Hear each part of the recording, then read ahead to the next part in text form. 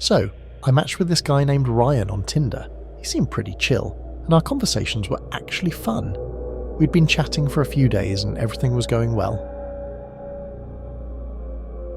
Then one night I got this message from him that totally freaked me out.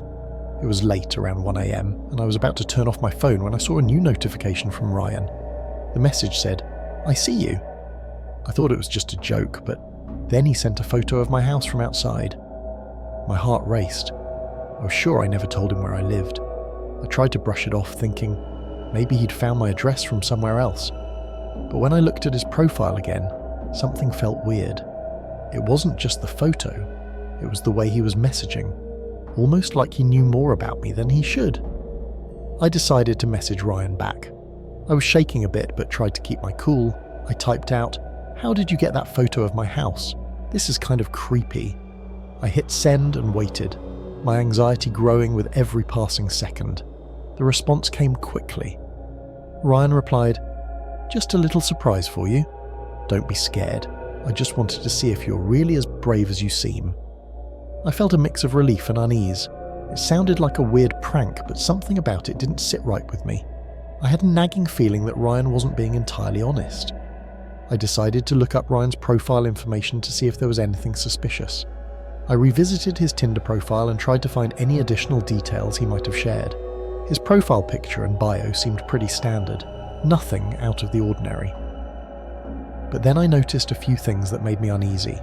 His job was listed as freelance photographer, which seemed normal enough, but I found it odd that he didn't have any links to a portfolio or social media accounts.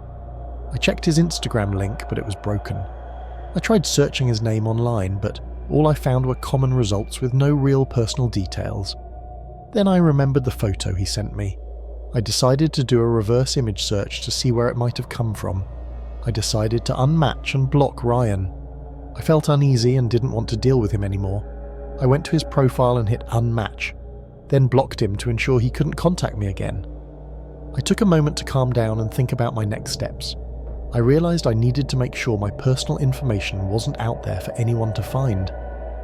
I went through my social media accounts, making them more private and removing any posts that could potentially reveal my location or other personal details. Later that night, I found it hard to sleep. My mind kept racing with thoughts about Ryan and the photo. I kept checking outside my window, just in case. As I lay in bed trying to shake off the unsettling feeling, my phone buzzed again. I glanced at the screen and saw a new notification from a number I didn't recognize. My heart skipped a beat when I saw the message. "Did you miss me?" I opened the message, and it was another photo, this time of my house taken from a different angle. I was definitely on edge now. It was like Ryan, or someone pretending to be him, was still watching me. I quickly called my best friend Emma. She answered groggily, but agreed to come over right away when I told her about the creepy messages and photos. I felt a bit better knowing someone would be with me. While waiting for Emma to arrive, I checked the locks on all the doors and windows to make sure everything was secure. The house felt eerily quiet and every small noise made me jump. When Emma finally showed up, she brought snacks and some movies to try to distract us from the situation. We locked up the house and settled in the living room, keeping the lights on and the TV loud. As we tried to relax, Emma received a text. She looked at me with a concerned expression and said, "You might want to see this." I took a deep breath and asked Emma to show me the text. She handed me her phone and I read it aloud. "I know you're not alone, you're still in my view." I felt a chill run down my spine. It was clear that whoever was sending these messages was still keeping tabs on us. Emma and I exchanged worried glances. The text suggested that our safety wasn't guaranteed, even with someone else here. I tried to steady my nerves. Emma suggested that we should be cautious and figure out our next move. I decided to call the authorities immediately and inform them about the latest text and the ongoing situation. Emma and I took turns explaining everything to the dispatcher, how Ryan's messages had started as a prank but had escalated into something more serious. The dispatcher assured us that they'd send an officer over to check things out. While we waited for the police, Emma and I went outside to check the perimeter of the house. We walked around with flashlights, carefully inspecting the yard and the alleyway behind the house.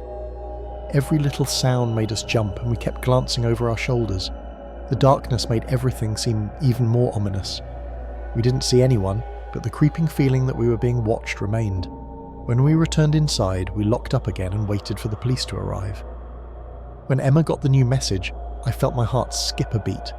She showed me her phone, and it was a video clip from a camera outside our house. The timestamp showed it was taken just minutes before. We both stared in horror as the footage played, showing a shadowy figure standing right by our front door. Emma and I were completely freaked out. The figure was too blurry to make out, but the fact that someone had been that close to us was terrifying. We could barely breathe. I could see Emma's hands shaking as she dialed the police again, updating them with this new, creepy evidence. We locked all the doors and sat together on the couch, trying to stay calm. The flickering lights and strange noises outside made it hard to relax. We huddled under a blanket, trying to ignore every little sound and keeping the TV loud to drown out our fears. After what felt like an eternity, we heard the reassuring sound of sirens approaching. When the police finally arrived, they took the video and checked the property. They assured us they'd do a thorough investigation and patrol the area. Emma and I felt a little better knowing the police were on the case. As we finally tried to get some sleep, the night felt a bit less scary, but I knew I'd be checking the locks on my phone far too many times before morning. The next morning, the police called to say they found nothing unusual around the house. They couldn't identify the shadowy figure or trace the video source. Emma and I felt a mix of relief and frustration. At least we were safe, but I couldn't ignore the feeling that we weren't alone. I matched with a girl named Chloe on Tinder. Her profile was super cute and she seemed really sweet. We talked for a few days and everything felt normal. We decided to meet up at a cafe in downtown. Chloe looked just like her photos and the date went well. Afterward, she invited me to her place to hang out. I was excited and agreed. When I got to her apartment, it was cozy and normal at first, but then I noticed something weird. There were multiple locked doors in the hallway, and Chloe seemed a bit nervous when I asked about them. I decided to ignore the locked doors and just enjoy my time with Chloe. We watched a movie and chatted about random stuff. She was really nice, and we had a great time. But every so often, I caught her glancing nervously at those doors, which was kinda weird. As the night went on, Chloe went to the kitchen to grab snacks. I was left alone in the living room and curiosity got the better of me. I could hear some strange noises coming from behind the locked doors. When Chloe came back with snacks, I decided to ask her about the noises. I said, "Hey, I heard some weird sounds coming from behind those doors. What's up with that?" Chloe's face turned pale and she looked really uncomfortable. She mumbled something about old storage and quickly changed the subject. I couldn't shake the feeling that something was off. After a bit, Chloe seemed to relax and tried to act normal again. But now I was more curious than ever about what was behind those doors. I decided to change the topic and keep things light. I started chatting about our favourite movies and tried to have a good time. Chloe seemed to relax a bit, but every now and then I'd catch her glancing nervously toward the locked doors. The night was winding down, and Chloe offered to walk me to the door. As we headed out, she seemed genuinely relieved. I tried to push the weirdness out of my mind, but I couldn't stop wondering what was behind those doors. I decided to just forget about it and focus on other things. Chloe and I kept chatting, and I tried not to think too much about the locked doors. We had a second date planned for the following weekend. I was looking forward to it, hoping things would be less weird. When the day of the second date arrived, Chloe seemed excited. We went to a cool new cafe and had a blast. Everything felt pretty normal, until we got back to her apartment. I noticed the locked doors were still there, and Chloe was acting a bit tense again. I decided to enjoy the date and not bring up the locked doors. Chloe and I had a great time chatting and laughing. The night was going really well until, while we were in the middle of a movie, the lights suddenly flickered and went out. We were plunged into darkness, and Chloe's face went white. I heard a strange noise coming from the direction of the locked doors, something like a soft thudding sound. Chloe grabbed my arm and whispered, "Stay close. I think we should just stay here until the power comes back on." I decided to head toward the locked doors to check out the noise. I carefully made my way through the dark apartment, using my phone's flashlight to guide me. Chloe tried to stop me, but I insisted. As I reached the doors, the thudding sound got louder and more rhythmic. I put my ear against one of the doors and the noise seemed to be coming from behind it. My heart pounded as I considered what to do next. Chloe was still in the living room, trying to stay calm.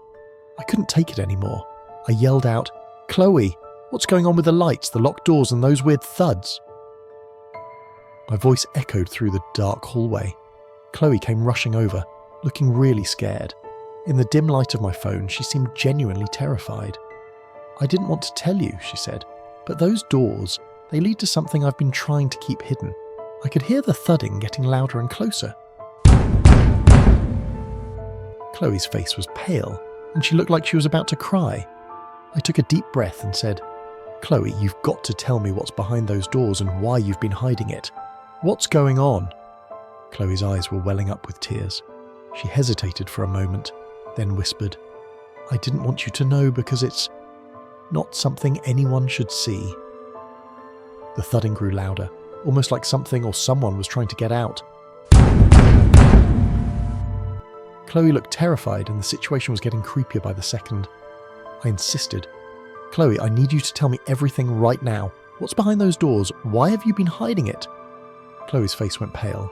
She finally admitted, Okay, there's someone behind those doors. I didn't want anyone to know because it's dangerous. It's a part of my past I'm trying to keep locked away." The thudding was relentless now, and Chloe was shaking.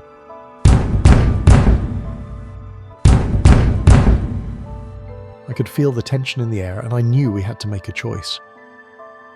Just then, the lights flickered back on, and the apartment was bathed in a harsh fluorescent glow. I took a deep breath and asked calmly, "Chloe, who's behind the door? What's really going on?" Chloe looked around, trying to regain her composure. She sighed and said, "Okay, fine. There's someone in there. My brother. He's not... Well, I keep him locked up because he's dangerous." Her eyes were full of fear and sadness. The thudding noise stopped, but the tension in the room was unbearable. Chloe seemed genuinely afraid, and I could sense that things were about to get even more complicated. I asked Chloe, "So why is your brother dangerous? Is he restrained? Can he talk? How do you even take care of him or her?" Chloe's face turned a mix of fear and sadness. She replied, "He's not restrained, but he's mentally unstable. I try to keep him calm and feed him, but it's a constant struggle. I didn't know how to ask for help." The thudding had stopped, but there was an uneasy silence. Chloe's voice was trembling, and it was clear this situation was way more serious than I'd imagined. I made the decision to call emergency services. I told them about the dangerous situation and Chloe's brother. As I hung up, I felt a rush of relief mixed with fear. I told Chloe I was leaving and that I'd called for help. She looked panicked but didn't try to stop me. When the authorities arrived, I quickly gathered my things and headed out of the apartment. I didn't look back. The whole thing was way too creepy for me to deal with again. I knew I never wanted to see Chloe or her brother ever again. I called a friend as soon as I got home, telling them everything. They listened and reassured me that I did the right thing. I tried to distract myself with a movie and some video games, but the whole thing kept replaying in my mind. Over the next few days, I kept an eye on the news, but there wasn't anything about Chloe or her brother. I hoped the authorities had taken care of everything and that Chloe was getting the help she needed. I was just glad to be far away from that creepy situation. I vowed to trust my instincts more and always take safety seriously. No more Tinder dates without a lot of questions first. So, I was swiping through Tinder one night, bored out of my mind, when I came across Emily's profile. It wasn't just her pictures that caught my attention. There was something about her bio, like she knew exactly how to pull someone in without trying too hard. We matched, and I didn't think much of it at first. But once we started talking, it felt different. You know when a conversation just clicks? It was like that. Emily wasn't like the usual matches. She had this way of making even the most random things seem interesting. We started talking every day, and before I knew it, a week had gone by. She mentioned this coffee shop she loved downtown and suggested we meet up. I'm usually cautious about first dates, but something about Emily made me throw that out the window. The place sounded cool, quiet, chill, not too crowded, so I figured why not. When I got to the coffee shop, it was pretty empty, just a couple of people working on their laptops. I grabbed a table near the window and waited. I texted Emily to let her know I was there, but she didn't reply. I figured she was just running late, so I ordered a coffee and scrolled through my phone. After about 20 minutes, I started to get annoyed. I texted her again, but still nothing. I was about to leave when I noticed a girl sitting a few tables away staring at me. She looked kind of familiar, but I couldn't place her. Maybe she was a regular there or something. But then she got up and walked over to me. "You're waiting for Emily, right?" she asked. I nodded, confused. "Yeah, how do you know?" She sighed and sat down across from me. "Listen, I don't know how to say this, but you shouldn't be here. Emily's not coming." I was completely thrown off. "What do you mean? Did something happen?" She hesitated before answering. "Emily isn't real. Well, not anymore. She was a real person, but she's been dead for a year." My mind was racing. "What are you talking about? I've been talking to her every day. We were supposed to meet here." The girl nodded. "I know, it's complicated. I used to be friends with Emily before she died. After she passed, weird things started happening. People, random guys, would show up at places she used to go, saying they were supposed to meet her. I've had to explain this more times than I can count." I felt a chill run down my spine. "So, what's going on? Who have I been talking to?" She shook her head. "I don't know. It's like her profile is still active, but no one knows who's controlling it. Every few months a new guy shows up here just like you. It's like Emily's ghost, or whatever's left of her, is still trying to connect with people." I didn't know what to say. The whole situation felt surreal. "So, what do I do now?" She looked at me seriously. "Delete everything, your messages, her contact, all of it, and don't come back here. Just move on or it'll mess with you. Trust me." I didn't need to be told twice. I got up, thanked her, and left the coffee shop, deleting Emily's profile and messages as soon as I was out the door. I felt like I was shaking off something heavy, something I didn't fully understand but knew I didn't want to mess with. For weeks after, I couldn't stop thinking about it. Who or what had I been talking to? I'll never know, but I'm just glad I walked away when I did. That was my last Tinder date for sure.